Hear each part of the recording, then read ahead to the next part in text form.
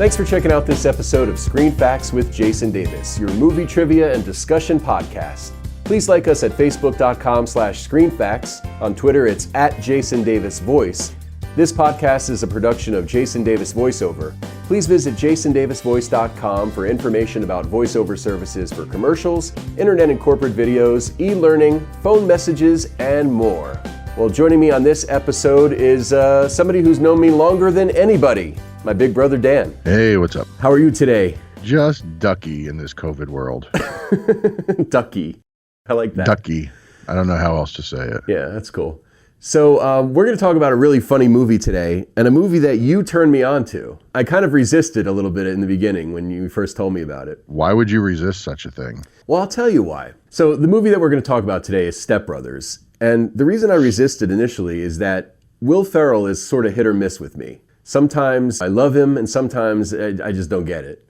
But this movie, I get it. And he and John C. Reilly together are just fantastic. Well, they've done, great stuff together. I mean, if you haven't seen Talladega Nights, A Legend of Ricky Bobby. I keep saying the same thing. It's like, I hate Will Ferrell. But then I think about okay, well, Elf, he was good. Talladega Nights, he was good. This, he was brilliant. Anchorman, he was good in. Mm-hmm. His cameo in Wedding Crashers was great. So I'm still trying to think why I hate him. Maybe it's just his face. You're like Rob Riggle. Yeah, you just want to punch him right in the suckhole. And by the way, Rob Riggle is another one I love.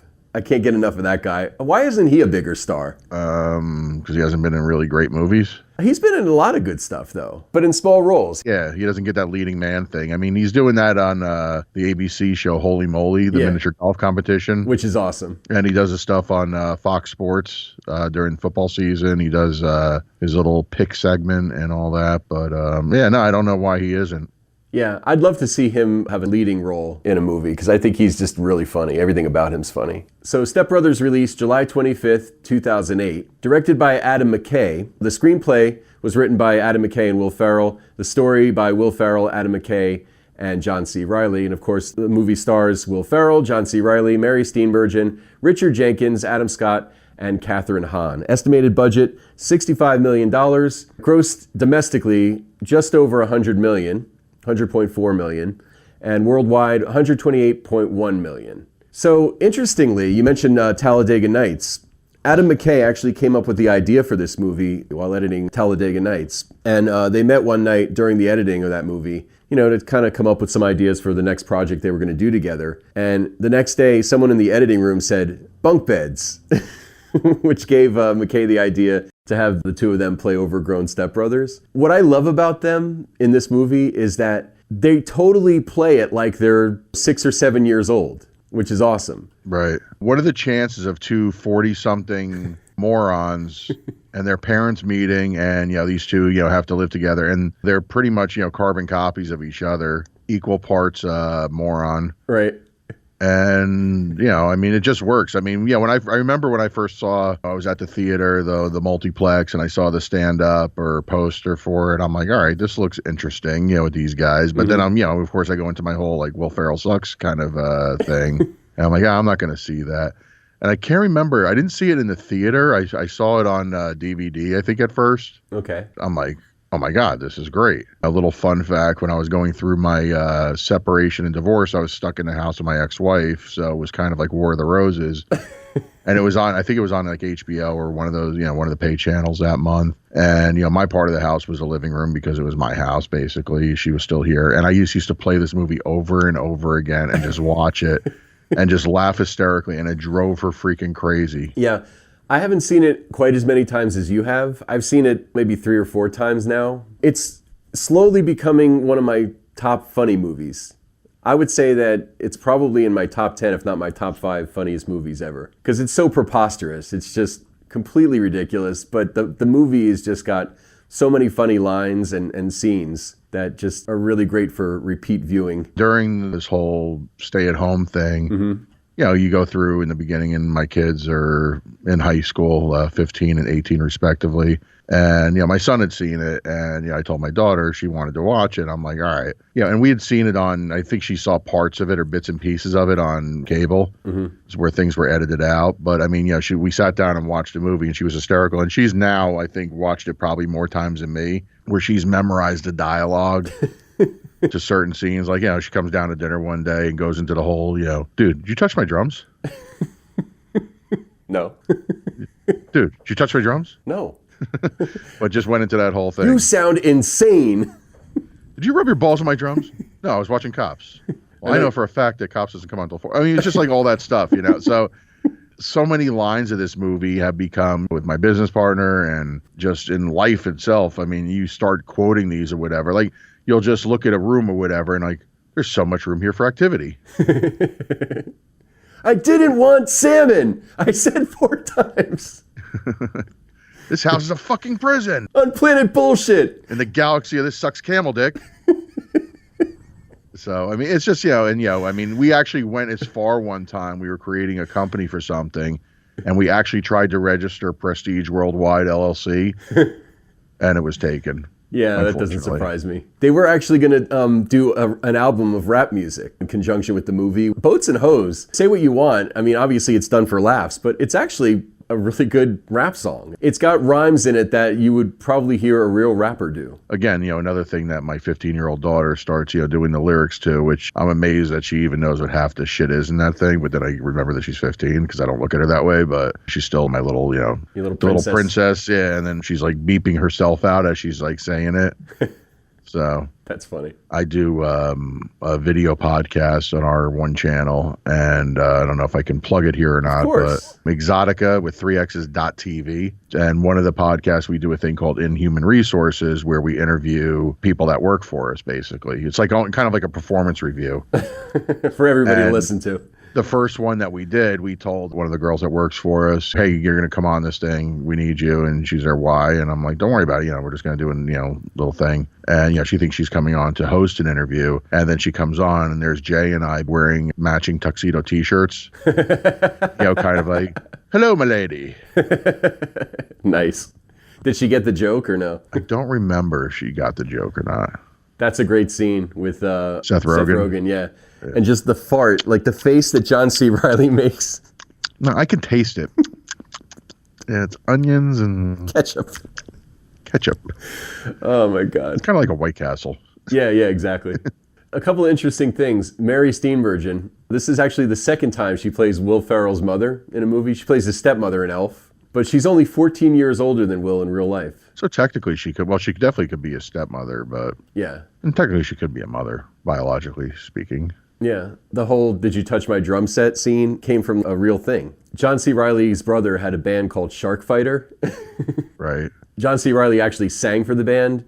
His brother was the drummer, and he wouldn't let John touch his drum kit. He was the same way, really adamant about him not touching it. And then Reilly, in an interview on NPR, admitted that when his brother left the house, he would play the kit. I doubt he rubbed his balls on it, but... Yeah, and you forget, actually, because, like, this thing's on some kind of basic cable, like, TNT or TBS or FX or Paramount, whatever one of those channels. Yeah.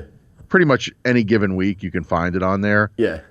And then you go back and watch the movie. And then there's also like an unrated version out there. Right. Which I haven't seen the unrated one in a while. But I mean, you just forget how crazy and how much profanity's in this and all that stuff. The dynamic between the two of them, between John C. Reilly and Will Ferrell is just like, it's just hysterical. Yeah. I can't imagine enjoying this movie censored. I wouldn't want to watch this on regular TV because... the profanity, I think it's what makes the movie funny. I can't remember if I watched the unrated version, but I will say this. Most of the time when there's an unrated version of something available, it's not as good as the theatrical version. It's usually the pacing is kind of wonky and stuff. So I usually just prefer to watch the theatrical version of things. It usually moves better. Right. Everybody that's in this movie, I think, like even Derek, Adam Scott, Will Ferrell's brother. I mean, he's awesome in it, and his wife.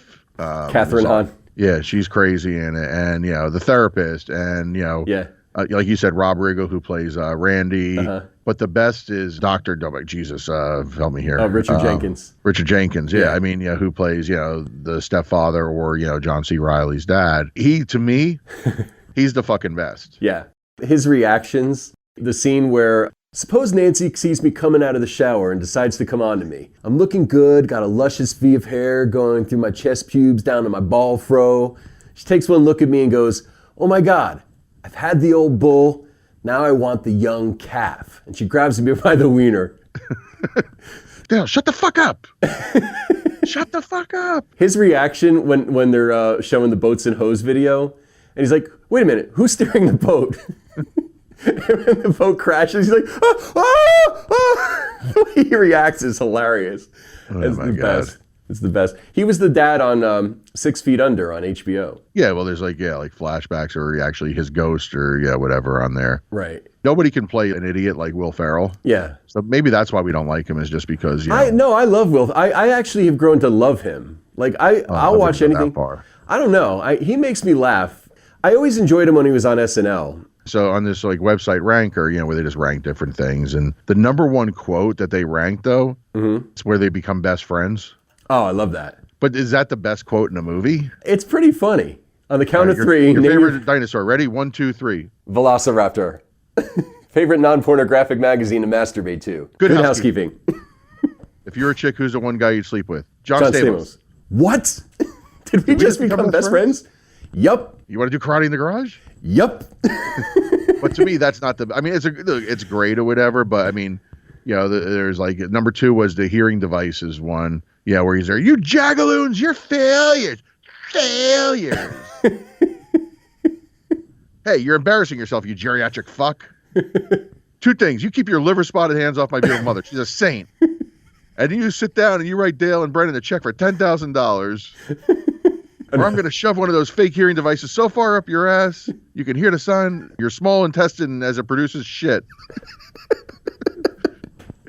I mean, to me, that's better. Or, I mean, to me, the drum set scene is just always the best. Yeah. Here's another good one.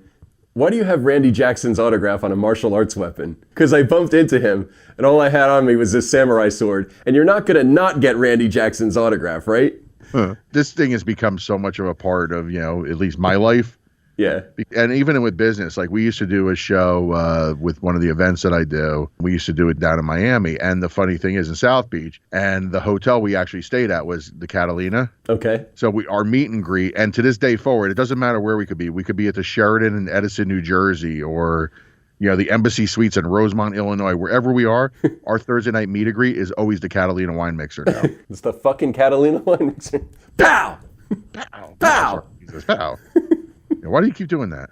I'm surprised they never made a sequel out of it. And I know there was talks at one point to do a sequel of it. Yeah, I think some things are better left unsequelized. It could work, but I don't know. It probably would just be more of the same. And unless they have enough of a difference going on, it would probably feel like a money grab. Well, the chemistry with these two guys is because, I mean, I've seen Will Ferrell's been all right in some other movies and, bit parts and things like that. John C. Reilly is never as funny as he is when he's working with Will Ferrell. Did you ever see Walk Hard, the Dewey Cox story with him? It was good. Yeah, that was funny. He played Oliver Hardy in a biopic of Laurel and Hardy. Oh, that's cool. He was actually really, really good at it. Obviously, Boogie Nights he was really good in, and he's a great actor. But just as a comedic actor, I mean, he's never been as good as in Step Brothers or even, Talladega Nights. Yeah, I think you're right. The chemistry between these two guys really plays out well in the movie. Will Ferrell, I used to think that he was just better in smaller doses. You mentioned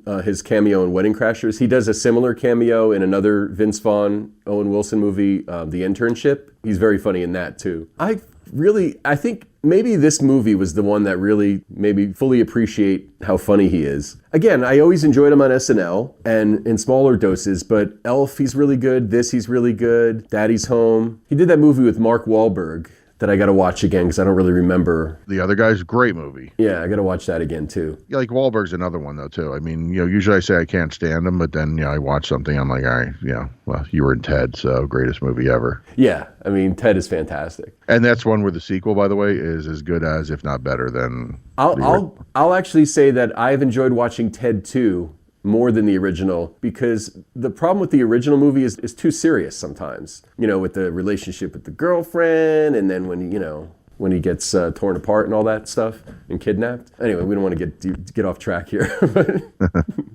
Oh, another great Will Ferrell movie, The Campaign. It was all right. Yeah, no, it wasn't bad. Yeah. A couple of other fun facts about this movie. The high school where Brennan loses to Derek in the talent contest was actually named after Adam McKay's real high school. What was the name of the high school again? I don't have it in front of me. Fuck, I knew you were going to do that. It was the Great Valley High School, by the way. Oh, okay. Great Valley High School. That's right. When they're in the room and they're using the night vision goggles and they take them off, in the background there's a sign for Hugelow's Pizza, which is the name of the place that Will Ferrell's character worked for in Talladega Nights after he lost his job as a race car driver.